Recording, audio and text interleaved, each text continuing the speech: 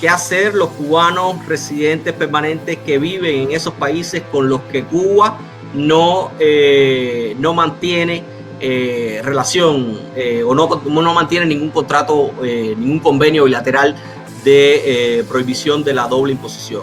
También nos confirmaban desde Canadá, una abogada cubana que trabaja en Canadá nos confirmaba, no sé si Kim pueda poner el comentario, nos confirmaba que efectivamente Canadá y Cuba no tienen firmado ningún acuerdo, ningún convenio bilateral para evitar la doble imposición, que acaba de consultar el sitio web del gobierno y efectivamente no hay ningún... Yo también lo había hecho hace un rato en la mañana, pero bueno, siempre es bueno cruzar información en ese sentido. Yo puedo confirmarles que tampoco he encontrado ningún reporte de que México, porque me preguntan por México también, no he encontrado ningún reporte de que México haya firmado hasta la fecha ningún acuerdo bilateral con Cuba para evitar la doble. Eloy, muchas gracias por hacer todas estas aclaraciones, es válido. Yo también estoy en el caso soy residente permanente en Cuba, nunca he perdido los derechos, vivo en Houston, acá en los Estados Unidos. Y la pregunta mía, dos preguntas rápido para no robarte mucho tiempo. ¿Cómo se llevaría a cabo esto? ¿Cómo se pagarían esos impuestos? La manera en que eso se llevaría a cabo. Y una pregunta que siempre me he hecho y nunca me la pueda contestar, que si un ciudadano cubano es residente permanente en Cuba, puede renunciar a esa permanencia, a ser residente permanente en Cuba, ¿sí me entiendes? A no tener que esperar a los 2 años para evitar el pago de estos impuestos. Y quiero me he hecho esa pregunta y mira que la he hecho y nunca he encontrado a nadie que me la pueda hacer. Si tú puedes renunciar a tu permanencia, a tu residencia permanente en Cuba. Ok, vamos allá. Muchas gracias, Alain, por estar con nosotros. Es una pregunta que a mí me hacen también con muchísima frecuencia.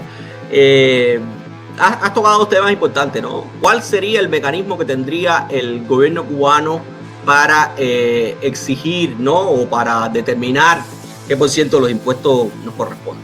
El pago por los ingresos personales, o sea, el impuesto sobre los ingresos personales, que es básicamente la misma modalidad que se está grabando hoy, que se está intentando grabar desde el 2012 a los residentes permanentes que viven fuera de Cuba, parte de una declaración voluntaria de la persona. Es la persona quien tiene voluntariamente, una vez que se acabe el año, como mismo hace sus declaraciones impositivas en el lugar donde trabaja, pues teóricamente debería hacerla en el caso cubano. Para eso hay formularios, para eso están los mismos formularios, la declaración jurada de J001 o 02, ya no recuerdo los números de los modelos tributarios en Cuba. Usted hace una declaración jurada y usted le dice al Estado cubano: yo gané en los Estados Unidos, que yo vivo en Houston, tanta cantidad de dinero, y el 4% sobre esa cantidad de dinero será este volumen, ¿no? Pero ahí hay un complemento, ¿no? Una cosa es lo que usted declara, que parte voluntario del asunto, y vuelvo y repito, es voluntario. Si usted no quiere declarar, no declarará. Pero el tema posterior es cuál es la consecuencia de no declarar. Ahí viene entonces la capacidad del Estado de obligarte a cumplir con esa obligación. Y aquí yo voy a hacer la primera salvedad, y por eso es que yo no me alarmé en lo absoluto cuando leí por primera vez la Gaceta, y es el hecho de que el Estado cubano no ha hecho nada en los últimos 10 años de estar vigente este tipo impositivo para obligar a los residentes permanentes cubanos que viven en países que no tienen acuerdos bilaterales de doble imposición a pagar ese impuesto. El Estado cubano no ha acogido a ningún cubano que llega de visita a Cuba y le ha dicho: deme su declaración jurada, ¿por qué usted no ha pagado este año? O sea, el Estado cubano ha renunciado a obligar a las personas que por ley tienen una obligación a cumplir con esa obligación. La pregunta consecuente, que la podemos responder después, es: ¿por qué el Estado cubano no ha hecho eso? Esa es una pregunta que yo puedo responder después, en su momento, que yo no tengo una respuesta. O sea, la respuesta es perceptiva, no es una respuesta legal, pero podemos utilizarla también para analizar con sentido común la circunstancia actual. La ministra de Finanzas y Precios ha dicho que no han establecido los mecanismos, no tienen que establecer ningún mecanismo. En el año 2014, para cobrar a los deportistas, lo único que dijeron fue: los deportistas tienen que pagar el 4% de los premios que reciban internacionalmente. Y el deportista que no declarara ese 4%, pues lo iban a obligar a pagar ese 4%. Listo, porque el Estado tiene toda la capacidad, tiene toda la estructura para hacerlo en Cuba y en cualquier lugar del mundo. O sea, el cobro de impuestos es un elemento típico, es un elemento común a todos los estados del mundo. No es solo el estado cubano. ¿Entiendes? Básicamente eso es lo que ha sucedido. Que el estado cubano no se ha puesto para obligar a las personas a eso. Sí, perdón, o sea, por lo que hablaste de los deportistas, pero esto puede pasar en cualquier momento, ¿no? Ahí vamos, ahí vamos. Esa es la respuesta a la segunda pregunta. ¿Por qué no lo ha hecho? ¿Por qué no lo ha hecho? Y ya que me estás preguntando y estás al aire, pues yo voy a responder mi percepción personal. Para mí, y yo lo he dicho en muchísimos espacios, no solo en este, la ley cubana no es un límite a nada. No es ni un límite a las facultades autoritarias del Estado, ni es una fuente de indicaciones para el Estado. Y yo voy a poner dos ejemplos sencillos. Este es uno de ellos. El Estado ha dicho, o sea, la ley ha dicho, usted está obligado a pagar el 4% y el Estado le ha importado poco lo que ha dicho la ley. No ha hecho nada por cobrarle a la gente eso. Y al cabo de los 10 años, porque se ha armado un revuelo en las redes sociales, la ministra de Finanzas y Precios dice, nosotros nunca hemos implementado eso porque estamos haciendo lo pormenor. Probablemente no nos hubiéramos enterado nunca de cuál era el criterio de la ministra, de por qué no se aplicaba si no se hubiese armado este revuelo en redes sociales, si no se hubiese armado estas indicaciones en redes sociales. Por tanto, ese es el primer ejemplo de que la ley no es un postulado de actuación para nadie. En Cuba el poder y los mecanismos de actuación descansan en otro lugar, no descansan en la ley. Pero también la ley no es un límite para el ejercicio del Estado. La ley cubana decía, por ejemplo, que los residentes en el exterior que mantuviéramos la residencia permanente en Cuba teníamos derecho a votar en el referendo constitucional del año 2019. El gobierno cubano tampoco nos dejó, incluso aunque la ley lo permitió. Por tanto, no es la ley el problema, no es lo que disponga la ley, porque vuelvo y repito, la ley nunca ha sido un límite, ha sido un postulado de actuación.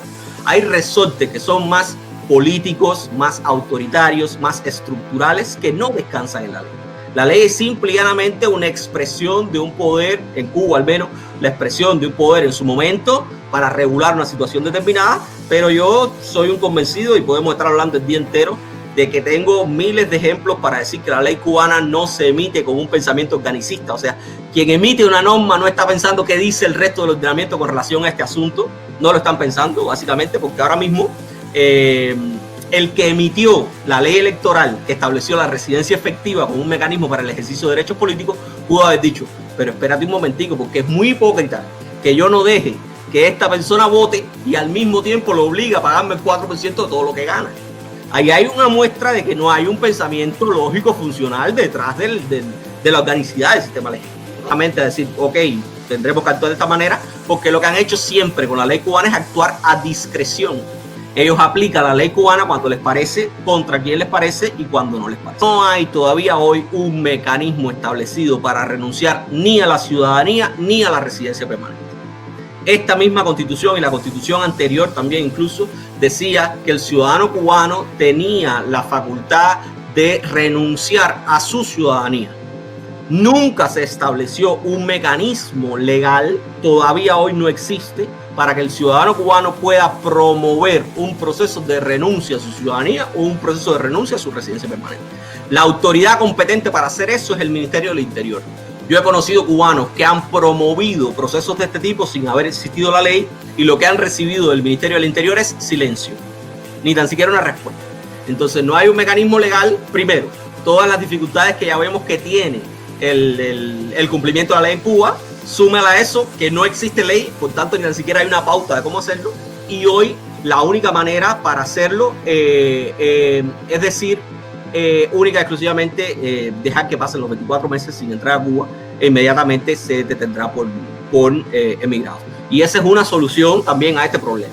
Hoy el que crea que esto es un problema muy grande, hoy el que no crea en el sentido común que yo creo hoy, y que lo voy a decir después más adelante de por qué yo creo que no sucederá nada, o al menos en este momento no sucederá nada con este 4%, no se pondrá en ejecución, es eso también, esperar a que transcurran los 24 meses, renunciar a la residencia permanente. Ahora lo tienen un poco más malo todavía, porque con este tema de la COVID usted puede estar más de 24 meses fuera de Cuba, hasta octubre de 2021 podrá estar fuera de Cuba, y cuando ingrese, pues ingresará como un residente permanente.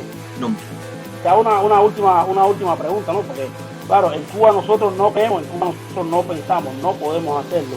¿Tú no crees como abogado que debería haber algún tipo de mecanismo para uno decir, mira, ya no quiero ser más residente permanente y se acabó? Claro que lo creo. Además, eso es un derecho que está establecido en la ley, un derecho que está reconocido. Si usted no tiene un mecanismo para ejercitar su derecho, usted no tiene derecho. O sea, eso para mí está claro, desde el punto de vista como abogado, desde el punto de vista como ciudadano, desde el punto de vista como todo. No basta con que la ley diga que yo tengo un derecho si no existe un mecanismo para hacerlo efectivo. Si no hay un mecanismo para materializar ese derecho, usted no puede decir que yo tengo derecho a Cuba. Por tanto, claro, es un mecanismo que hace falta y que se debe Cuba como se debe tantas otras cosas y tantas otras regulaciones de las que pudiéramos hablar meses y meses y meses y meses y meses.